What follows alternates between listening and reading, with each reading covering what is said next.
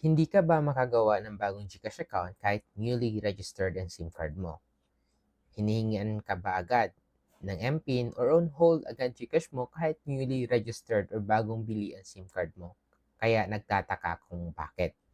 Most likely because recycled number ang nakuha mong SIM. Tanong, ano po ba ang recycled SIM number?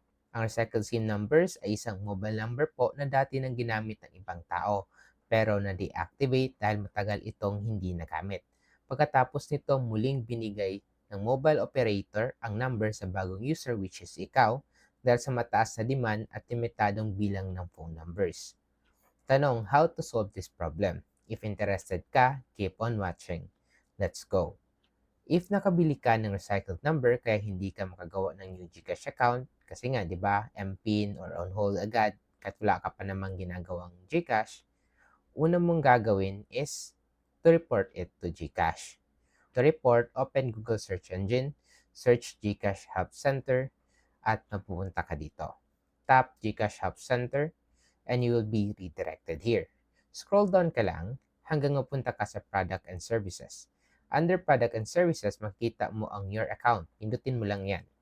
Tapos mapupunta ka dito. Tap Get Started with GCash. Then, this drop-down option will appear. Pindutin mo lang ang I can create a GCash account. Then, mariredirect ka dito. Then, focus ka dito sa account is on hold error. Then, may makita kang click here. Pindutin mo lang. Tapos, mapupunta ka dito. Then, pindutin mo lang ang click here to ask for help. Yung naka-highlight, yung naka-underline na blue. Tapos, mapupunta ka dito sa Submit a Ticket section ni GCash for Recycled SIM number. Dito, fill out mo lang ang required info. Dito sa your email address, ilagay mo lang ang active email address mo. Pwede meron ng nakalink na GCash sa email na nilagay mo, pwede ring wala. As long as active at nabubuksan mo pa ang email na yon. Dito sa GCash registered full name, ilagay mo lang ang full name na ginamit mo sa newly registered SIM mo. If name mo ang ginamit sa pag-register ng SIM, enter your full name. Pero if name na magulang mo or guardian ang ginamit sa newly registered SIM, name na magulang at guardian mo ang ilagay mo na name. Dito sa select the country where registered GCash account, dito sa select the country where registered your GCash account, if PH naman SIM mo, wala ka nang need baguhin sa nakalagay dyan. Pero if ibang bansa SIM ginamit mo, click this down arrow para may edit mo pa. Pero if PH SIM ginamit mo, scroll down ka lang hanggang mapunta ka sa mobile number. Dito sa mobile number, enter mo lang ang mobile number ng newly registered SIM mo na recycled. Yung GCash na hindi mo magawa ng bagong GCash kasi recycled. Dito sa account type, tap this down arrow, then this drop down will appear. Pumili ka lang kung ano ang akma sa'yo. For me, it's Filipino citizen 18 plus years old with PH SIM. Dito sa telco network, tap this down arrow, then this drop down will appear. Select kung anong appropriate sa'yo.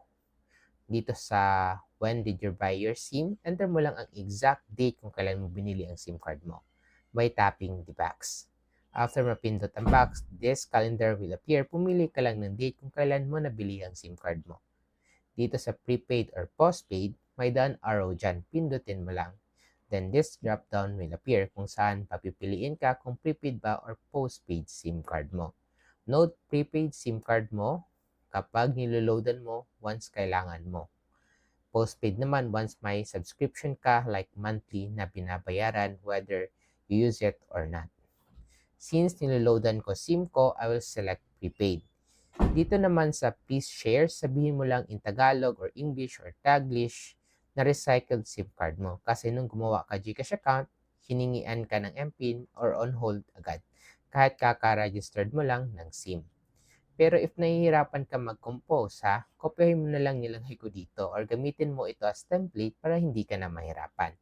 Dito naman sa upload a photo, huwag ka na mag-upload kasi once mag-upload ka at mag-submit, they will ask you ulit to submit the file you already submitted again later. Ganun sila ka-redundant. Pero if masipag ka, sige, go upload mo screenshot na hiningian ka MPIN kahit kagagawa mo lang ng GCash. Tulad ng ginawa ko. Once uploaded na photo ng error na encounter mo, next step is to scroll down, then click submit. Then, mapupunta ka dito confirming that your report were successfully submitted to GCash. At makakatanggap ka email galing kay GCash acknowledging your report. Then, after 24 to 72 hours, after ka mag-submit ng ticket, makakatanggap ka email reply galing kay GCash asking proof of ownership sa SIM card mo. Once meron ka ng proof of ownership, replyan mo lang ang email attaching your proof of ownership. Tanong, saan ba makikita ang proof of ownership sa SIM card mo? In my case, kinuha ko proof of ownership ko sa GOMO app by screenshotting my account kung saan makikita ang number ko at pangalan ko at the same time. If TNT Smart or Sanka, install Smart Communication. Doon mo makikita proof of ownership mo. Kailangan mo lang i-update yung profile or nickname para makita yung name mo at number at the same time. Dito naman sa Dito app may profile makikita mo. Dito mo makikita ang proof of ownership mo. Complete mo lang yung profile information. Sa Globe naman na TM, sa Globe One app mo makikita proof of ownership mo. Just complete your profile. Once na-submit mo na proof of ownership mo via email or via the GCash app, kagaya nito, ako ginawa ko is via screen recording, pero pwede rin via screenshot. GCash again will ask for the date kung kailan nag-purchase SIM mo at kung prepaid or postpaid ba SIM mo, which we already did right no nag-submit ka ng ticket. Diba ngayon nagtatanong ulit sila? Ganun sila ka-redundant. So once na-replyan mo na, ayusin na nila SIM card mo. Then after 3 to 15 business days, pwede ka na gumawa ng bagong GCash account if wala nang i-request ng new information si GCash. So ganun lang po. Helpful ba ang video na ito para sa inyo?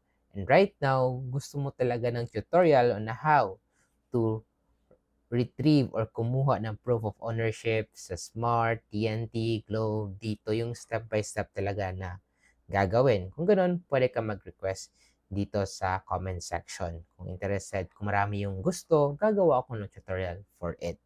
So if you want more videos like this, don't forget to like and subscribe for more videos like this. Yun lang. See you in my next video. Let's go!